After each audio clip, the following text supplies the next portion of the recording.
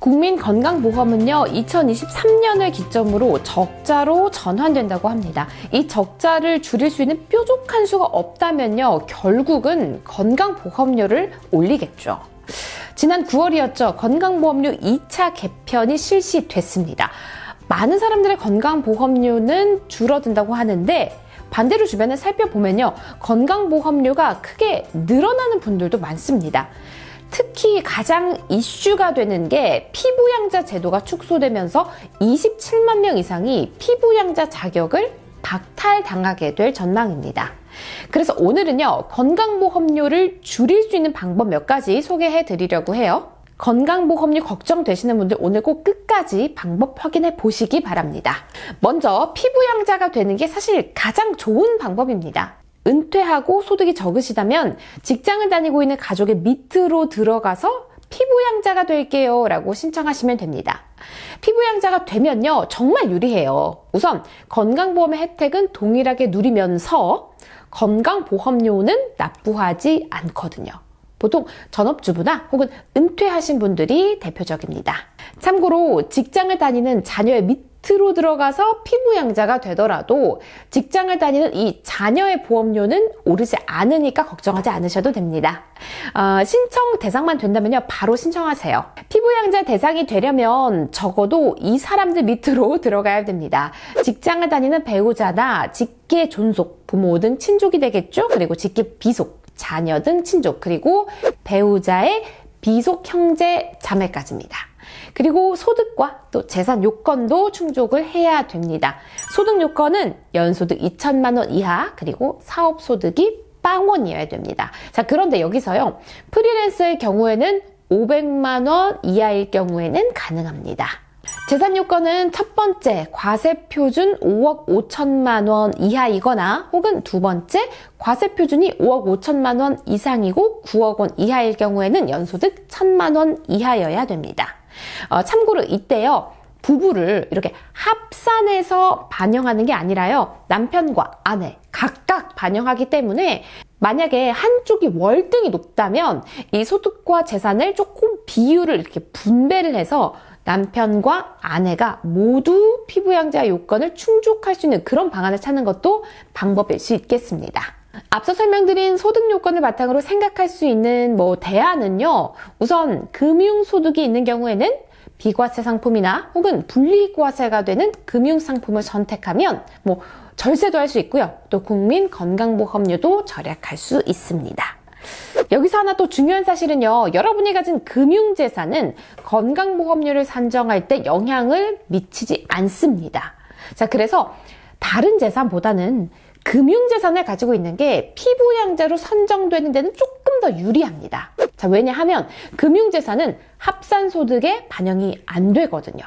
자, 그런데 이 금융재산에서 생긴 이자나 혹은 배당은 요건 또 소득에 포함이 됩니다.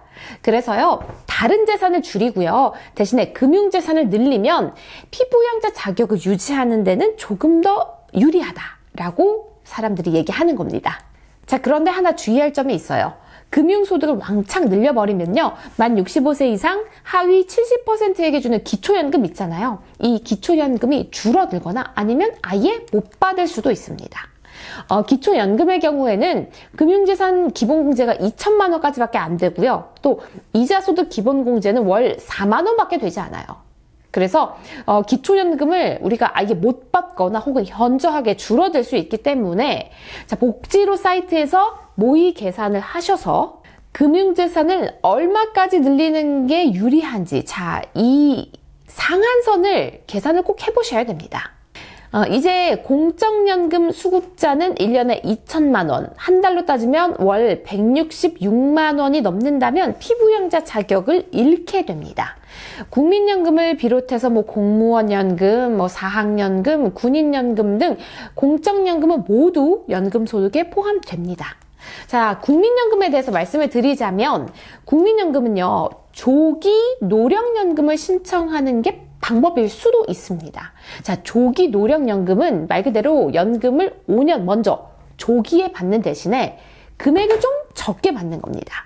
반대로 최대 5년까지 늦게 받는 대신 금액을 조금 더 받는 연기연금도 있습니다.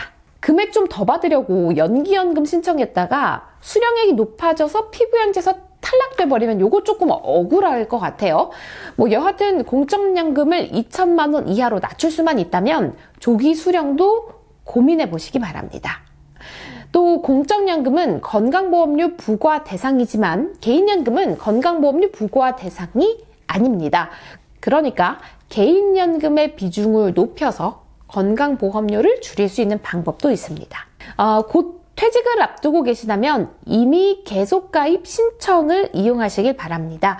보통은 퇴직하면요, 우리가 건보료가 갑자기 오르잖아요. 그런데 이미 계속가입을 신청하시면 퇴직 전에 직장 가입자로서 납부하셨던 그 낮은 건보료 수준으로 퇴직 후에도 최대 36개월간 이 수준 그대로 동결해서 납부할 수가 있습니다.